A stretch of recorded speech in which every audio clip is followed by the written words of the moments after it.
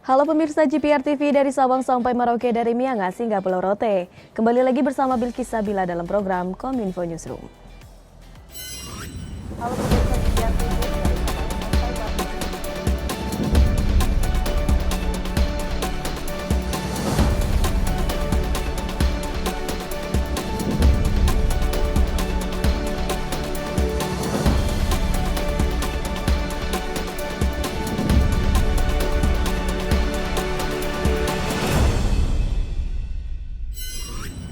Inilah Kominfo Newsroom selengkapnya.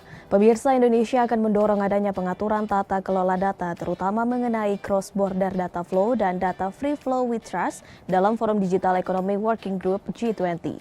Masalah pertukaran data antar negara ini menjadi hal yang krusial akhir-akhir ini, mengingat jumlah kejahatan data yang semakin meningkat serta betapa bergantungnya masyarakat akan data. Pandemi COVID-19 yang melanda di berbagai belahan dunia turut menyebabkan perubahan perilaku masyarakat dalam mengakses internet. Pengguna internet di Indonesia sendiri telah bertambah 2 juta jiwa dalam 1 tahun hingga mencapai 204,7 juta jiwa dengan tingkat penetrasi terhadap penduduk sebesar 73,7%. Hal tersebut nyatanya pun berdampak pada peningkatan arus data secara global yang menjadikan data sebagai aset vital perekonomian dunia. Pada pertemuan pertama Digital Economy Working Group G20, Mira Tabia selaku chair di IWG mengungkapkan, salah satu isu yang diangkat pada forum ini yakni terkait pembahasan mengenai pertukaran data lintas negara yang sedang diperjuangkan oleh negara yang tergabung dalam G20. Mira berharap dengan adanya pertemuan di IWG G20 ini mampu membuat regulasi di tingkat internasional terkait tata kelola data yang lebih baik lagi di antara negara-negara anggota G20 dengan memperhatikan prinsip-prinsip lawfulness, fairness, transparansi, dan reciprocity.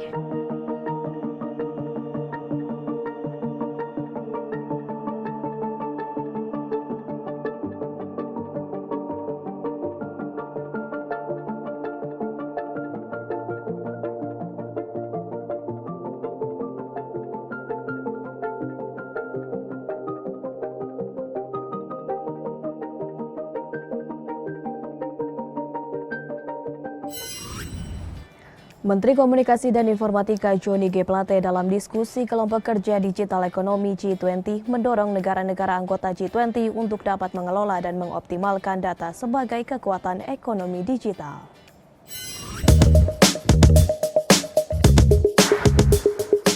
Sidang pertama Digital Economy Working Group Presidensi G20 Indonesia menjadi dasar untuk membangun kesepahaman bersama mengenai tata kelola dan optimalisasi ekonomi digital berbasis data.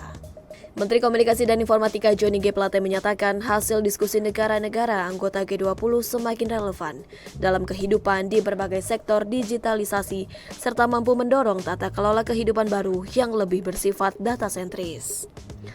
Menteri Johnny juga akan terus mendorong pertumbuhan ekonomi global akibat adanya intensifikasi dalam pembuatan replikasi data global yang akan diprediksi meningkat sebesar 23% pada tahun 2020 sampai dengan 2025. Deputi Bidang Kesetaraan Gender Kemen PPPA Leni Rosalin dalam G20 Empower mendorong percepatan penciptaan lingkungan kerja yang aman bagi perempuan. Pasalnya kasus kekerasan pada perempuan kerap terjadi di tempat kerja, baik secara daring maupun luring selama masa pandemi COVID-19. Deputi Bidang Kesetaraan Gender Kementerian Pemberdayaan Perempuan dan Perlindungan Anak, Leni N. Rosalin mengatakan, G20 Empower mendorong percepatan dalam menciptakan lingkungan kerja yang aman bagi perempuan. Hal ini penting mengingat kekerasan terjadi secara masif di tempat kerja selama masa pandemi, baik kepada perempuan yang bekerja secara luring maupun daring. Pelaku kekerasan bisa berasal dari konsumen dan pengguna jasa yang merasa tidak nyaman akibat layanan yang terganggu akibat pandemi. Secara umum, kekerasan tercatat meningkat berkali-kali lipat pada masa pandemi COVID-19. Data global menunjukkan bahwa kasus kekerasan telah bertambah 31 juta kasus pada 6 bulan pertama pandemi dan semakin bertambah sampai pada angka 15 juta kasus setiap 3 bulan selanjutnya.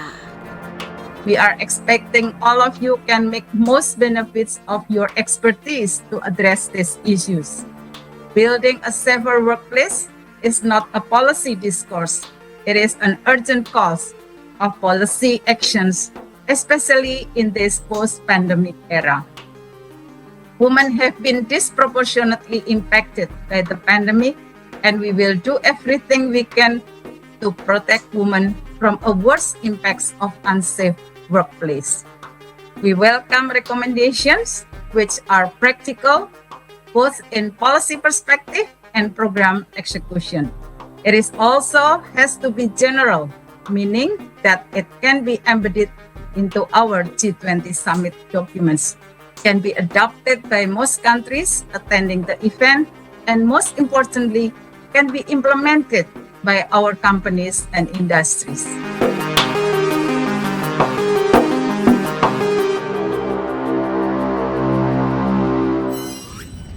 Memasuki bulan Ramadan, Presiden Joko Widodo melakukan peninjauan stok komoditas bahan pokok di Pasar Rakyat Desa Tempurejo, Magelang, Jawa Timur.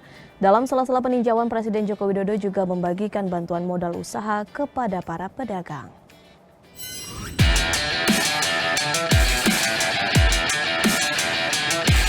Presiden Joko Widodo pada Rabu 30 Maret 2022 melakukan pengecekan ketersediaan sejumlah bahan pokok jelang Ramadan di Pasar Rakyat di Desa Tempurejo, Kecamatan Tempura, Kabupaten Magelang, Jawa Timur.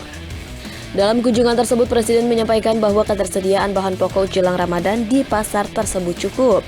Selain memastikan harga dan ketersediaan minyak goreng, Presiden juga memberikan bantuan kepada para pedagang di pasar tersebut. Kita ingin mencek terutama menjelang Ramadan, yang kedua juga mencek yang berkaitan dengan minyak goreng. Ya, kira untuk stok cukup, tetapi yang paling penting memang jangan sampai harga naik terlalu tinggi. Biasanya kalau menjelang Lebaran kan seperti itu kebiasaannya.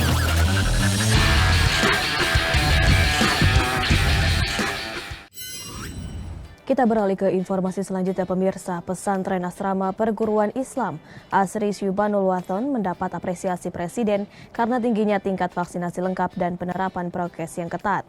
Presiden berharap pesantren Syubanul Wathon bisa menjadi contoh vaksinasi dan prokes bagi pesantren maupun sekolah yang lain.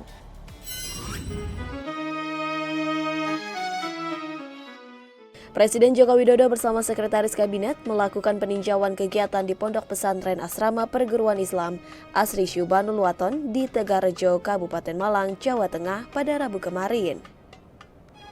Dalam peninjauannya, Presiden Joko Widodo mengapresiasi vaksinasi lengkap 2 dosis kepada guru dan santri dan penerapan protokol kesehatan ketat seperti memakai masker dengan baik dan benar. Presiden mengatakan hal tersebut bisa menjadi contoh baik penerapan protokol kesehatan di sekolah ataupun pesantren lainnya. Saya melihat kegiatan-kegiatan yang ada di pondok pesantren, di SMK, juga di SMP di Syubanul Wathon di Magelang, dan saya melihat kegiatan berjalan sangat baik karena seluruh santri, seluruh murid sudah divaksin 2 kali, sudah 100%. Sebagian sudah mulai masuk ke booster, terutama untuk guru-guru sudah masuk ke booster. Saya kira ini sangat bagus. Sementara itu, pengasuh Pondok Pesantren API Yusuf Huldori mengatakan penerapan prokes ketat dan vaksinasi 2 dosis dan booster merupakan persiapan para siswa untuk memasuki bulan suci Ramadan. Pihak pesantren telah memastikan seluruh kegiatan berada dalam pantauan Rumah Sakit Syubanul Wathon. Ramadan sudah kita persiapkan, kalau dulu kita jaga jarak, sekarang sudah mulai bisa kita agak rapatkan dikit ya. Dan di sini juga dipantau oleh rumah sakit karena pesantren juga punya rumah sakit Syubanul Wathon, jadi dipantau secara rutin oleh rumah sakit. Pemirsa, usai jeda kami akan kembali dengan beragam informasi lainnya. Tetaplah bersama kami, Kominfo Newsroom.